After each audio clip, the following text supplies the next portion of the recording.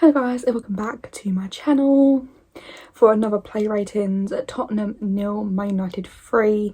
I was meant to film this yesterday, but I just was not in the mood, so I just forgot about it, and I sort of just switched off from football because I didn't even watch the games that happened yesterday.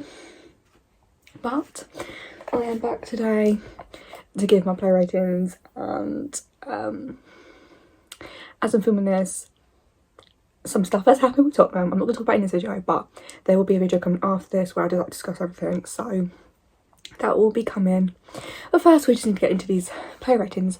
So if you do enjoy this video, give me a thumbs up, subscribe if you haven't already, and don't forget to let me know your play ratings down below in the comments.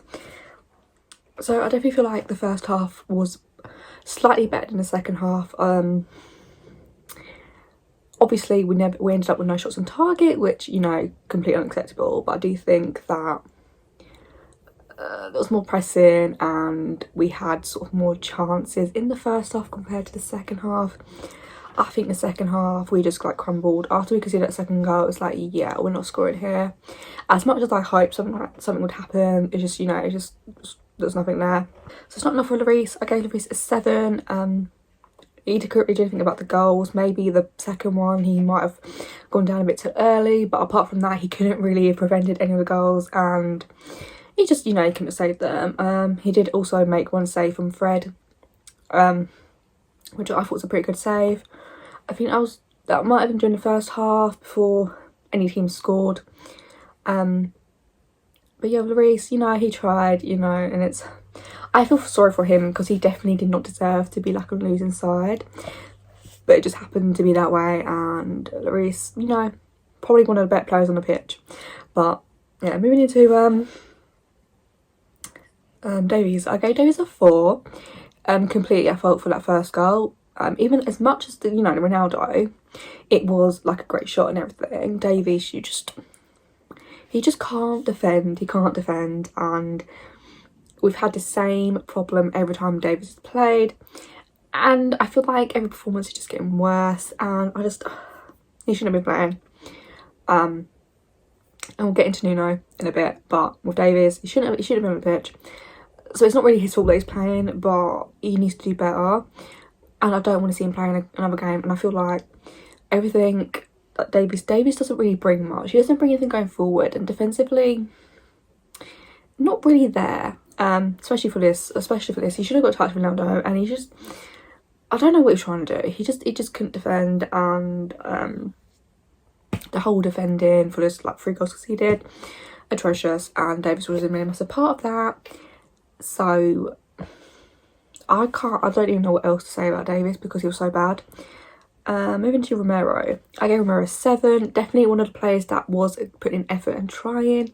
Could definitely see that, and I feel sorry for him because he's just, you know, he hasn't been at the club long, and he's putting more effort in compared to some players who've been here for years. So that's a problem in itself.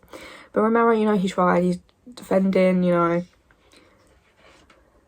tackles, blocking, you know, blocking shots and stuff. And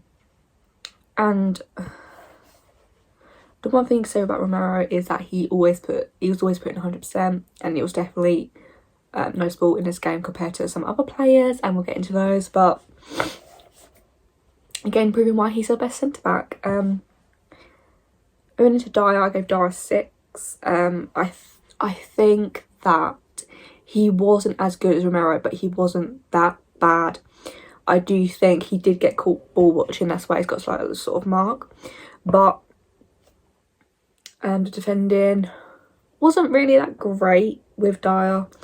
I mean, it wasn't really bad, but it was just the ball watching that's just really affected this game, especially for that third goal. He was ball watching, and then Rashford literally no one was next to him. So that's just, I feel like someone had to be there, whether it be Emerson or whatever.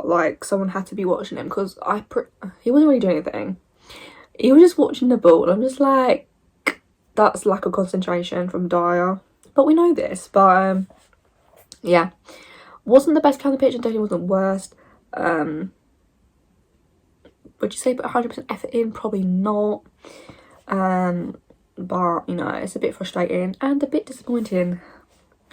Moving into Emerson, I did give Emerson a 6. I mean, he was trying. I'll give him that, he was trying.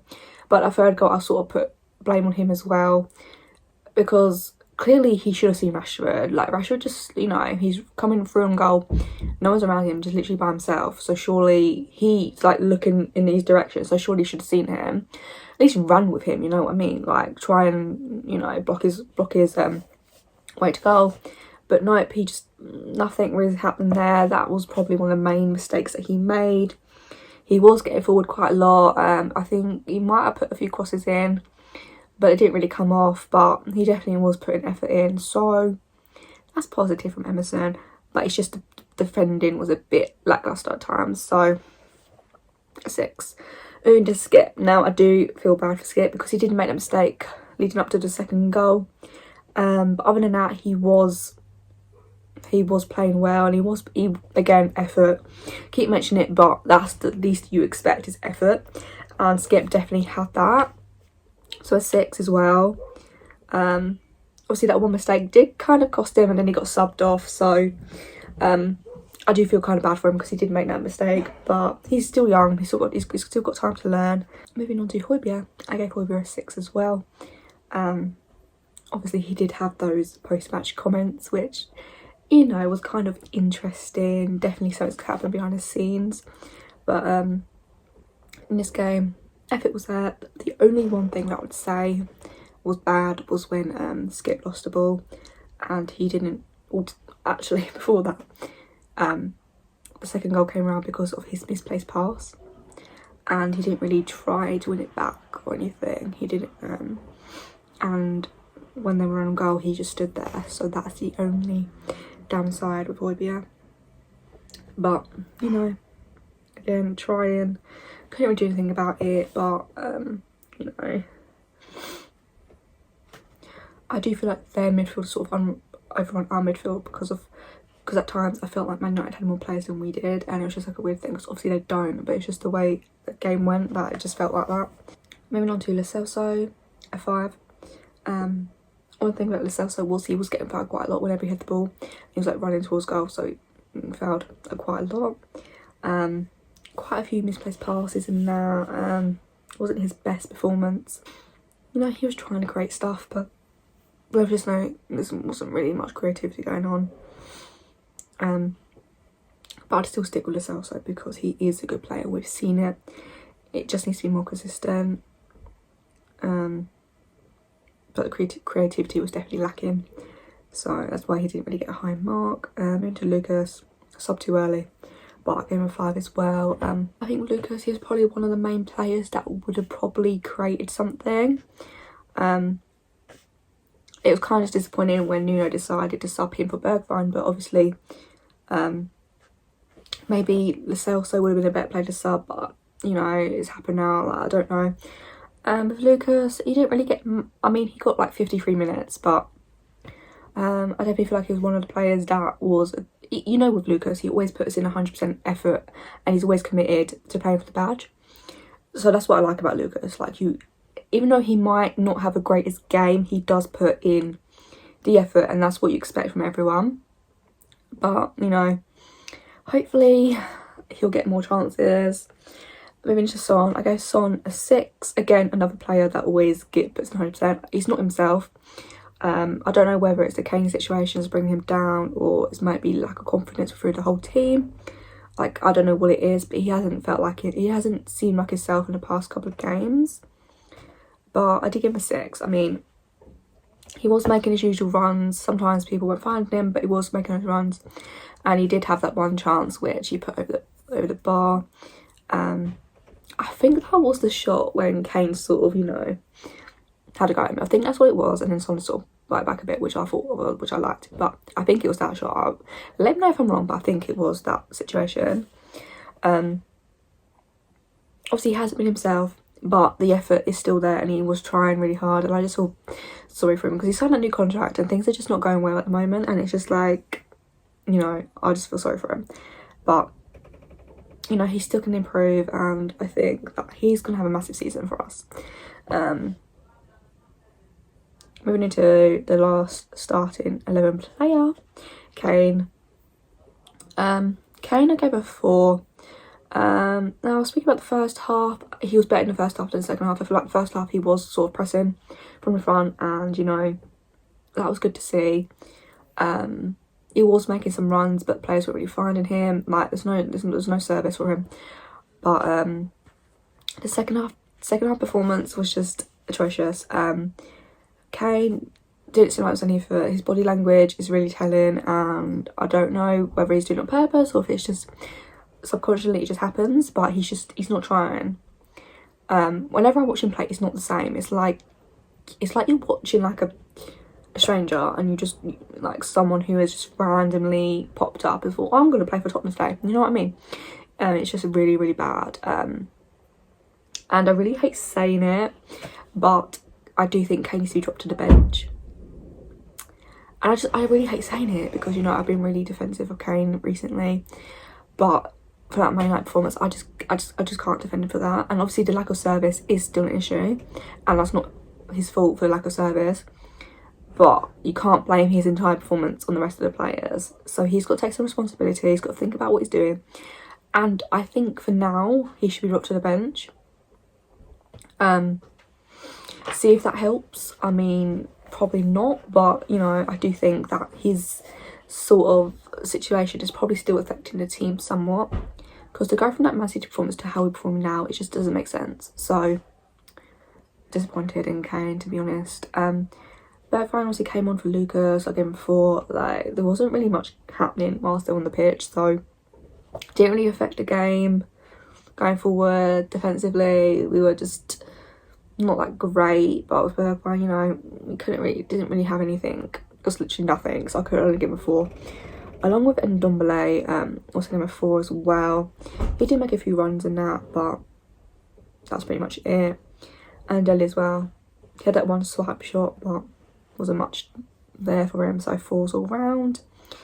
So the subs just weren't effective, and it didn't really affect the game, and I don't think any sub would have actually affected the game, just because of the way we were performing, and the whole like game just felt a bit wasn't right. And I think like the whole atmosphere was like a bit toxic, and obviously with the fans, most of them, loads of them leaving before the game's even finished, like a lot of chanting, leave you out, blah blah blah, which is understandable, I get that. A lot of booing to Kane, which is understandable, I get that. So yes, it wasn't, I wouldn't want to be in the stadium at that point because it seemed very toxic, and that's not the sort of vibe you were going for when you go to Tottenham Stadium. And the performance was just, you know, not acceptable. And I don't know what was happening. I don't know what the issue is, and hopefully it will get sorted. Quickly moving on to Nuno. A 4. Starting lineup was wrong. Reguilon should not have been benched with Davies. But in defence of Nuno, I can understand him wanted to change it because other things haven't worked. So it makes sense for him to think, oh, I'll try this. It didn't work out for him, and his subs were wrong. So he's got to take responsibility for that situation. I do feel sorry for him because he's been put in this position from Daniel Levy. But yeah, it just is a lot of mistakes, and it just wasn't really working out for him. So I do feel sorry for him though, and I don't feel like the whole entire situation is his fault. Here's my player ratings. Just thinking a bit more about the game, I feel like there was no leadership really on that pitch. No one really, you know, going for it at their maximum, which is obviously difficult because if the players around you are not doing the job that they're supposed to be doing, it does make it difficult for you to fully go for it as well. So I can understand some of the players who were, you know, putting effort. Some players just weren't. And obviously Højbjerg alluded to that, his post-match comments as well, which I found really, really interesting. And it's just telling that there's something happening. Obviously all the players are not on the same page. I do think lack of confidence is a problem. And it's just another bad performance. But yeah, we move on. We got Vitesse on Thursday, so we'll move on to that. But before that, we do have some breaking news, and I'm gonna talk about it in my next video. But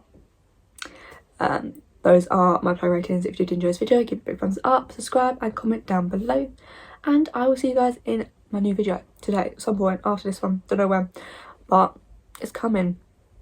I'm sort of excited, but like I don't know, but I'll get into that and I'll see you guys soon.